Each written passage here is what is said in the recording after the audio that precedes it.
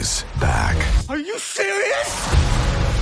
And it must be seen on the biggest screen possible. Whoa! Experience mind-blowing visuals and one of the best film scores of all time. I just can't get enough. It's the game-changing, hang on, cinematic spectacle. Oh my God! You've been waiting for. How cool is that? Sean Aries, rated PG-13, may be inappropriate for children under 13. Now playing only in theaters.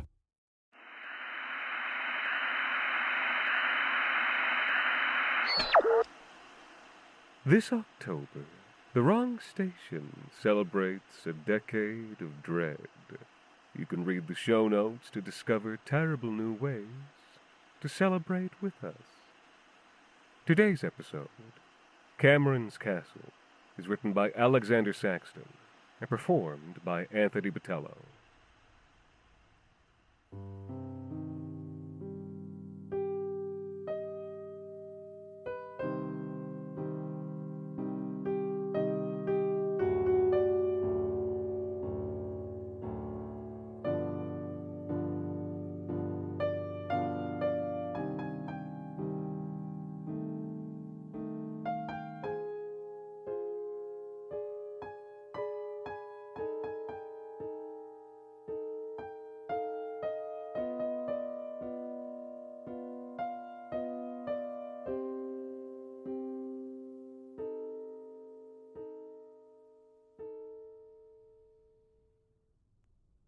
When he was 9 or 10, living in a nothing town in the Ottawa Valley, his big brother pulled him aside and told him something important.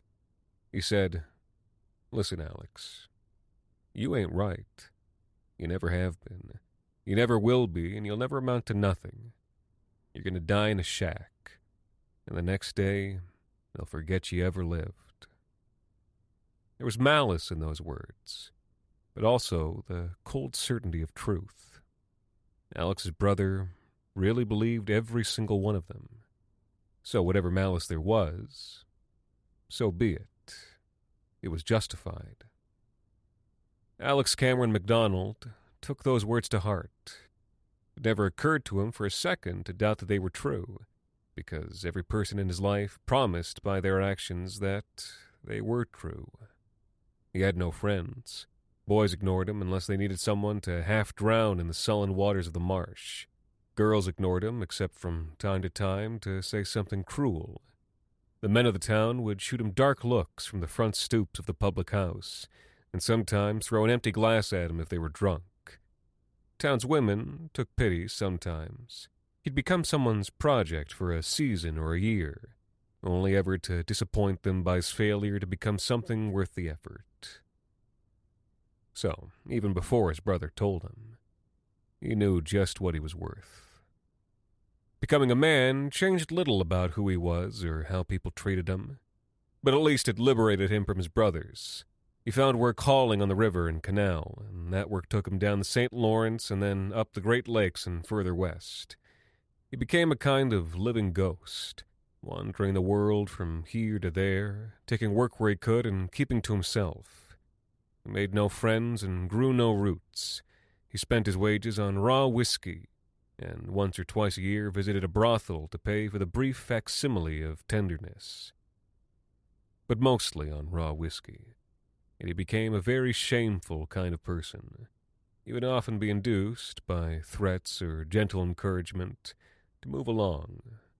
The threats he expected. The gentle encouragement hurt more. Time hastens. By age 40, the liquor had ruined his guts and teeth and put a quiver in his hands. He was living up northwest by then, in the wide woods beyond Lake Nipigon, where the glaciers had done to the bedrock what he'd once seen an unsecured rope do to a sailor's trapped arm on Lake Superior, ripping off the upper layer and leaving pools on the uneven surface. When he fell in the river drunk in Thunder Bay and nearly froze to death, he decided it was time to change his ways or die. And in spite of everything, he wasn't yet prepared to die. So he allowed himself to be discovered by Wesleyan Methodism and the temperance movement, and took wages for low pay working under a carpenter. He devoted himself to quiet industry. He still lived without friends or love, but he found a community of faith, and the people there were willing to offer quiet respect to a quiet man with sun-browned skin and work-scarred hands. Although he missed the abstract tenderness of brothels, he found the respect fed him better. He began to rethink himself, and as the change of life came over him, he often dwelt on his older brother's words. For the first time, he decided they weren't true, and never had been. He decided it mattered deeply that those words be disproved, even though he hadn't seen his brother in 27 years. At the very least, he would not die in a shack. He purchased what land he could afford. This was a tract 15 portages out from Rain Lake. He arrived in summer and made camp and found himself well pleased with solitude. He fed himself by trapping and fishing. Then he began the work a life of hauling and cutting had prepared him for. He dug a saw pit and felled 120 pot pines and cleaved them down to 30-foot lengths, and drug them to the pit himself and balanced them and used a 2-man whipsaw by himself to hew them. The strain on his spine made him feel like he would break in half. But he didn't. Then the weather turned cold, and his hands ached so much with arthritis in the mornings that he had to beat the nerves right out of them. He raised the finished dovetail beams by himself, using block and tackle pulleys. The game moved south. He was nothing but skin and sinew now. Then the weather turned hot again. Then cold. When he went back to town, it was to visit church and spend what savings that he had on windows. He brought the glass up himself, over 15 portages. The work took him more than 10 years to complete.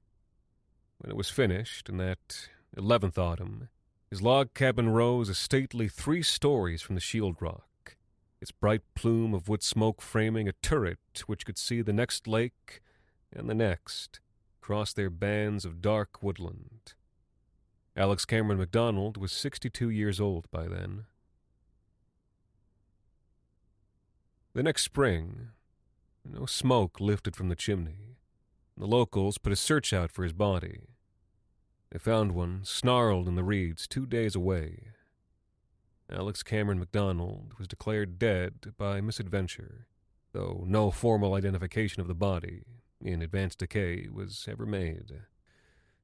It could have been him. Could have been someone else. Even today, people still go missing in the north.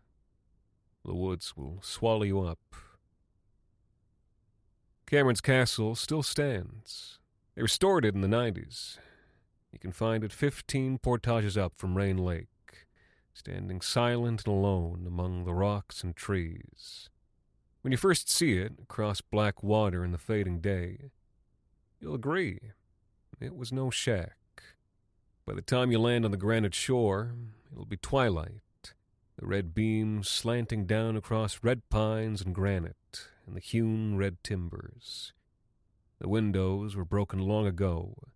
Their hollow sockets look down now, seeing nothing. As you step inside, your foot will echo dully in the emptiness. All the walls are carved with names of those who've paddled out before. What are you to make of this place? Well, there's a plaque in one corner, and you can read it by the glimmer of sunset and by the touch of fingertips upon its raised brass letters. It tells you the story of Cameron's castle as one of human grit and ingenuity, a triumphant story of a determined everyman, heroic pioneer.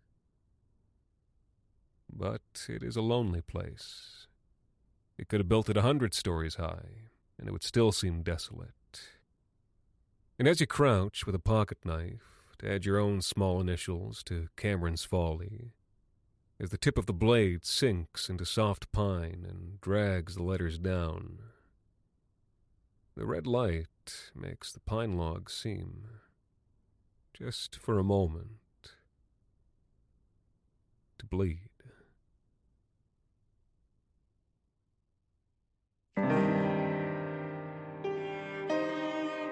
The Wrong Station is made possible with the generous support of our listeners on Patreon. Join us today at patreon.com/thewrongstation for bonus episodes, behind-the-scenes content, ad-free listening, and additional goodies celebrating our decade of dread.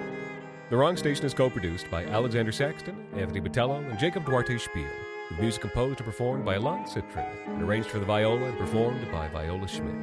You can follow us on social media at The Wrong Station, or email us at thewrongstation@gmail.com. And until next time, thank you for listening.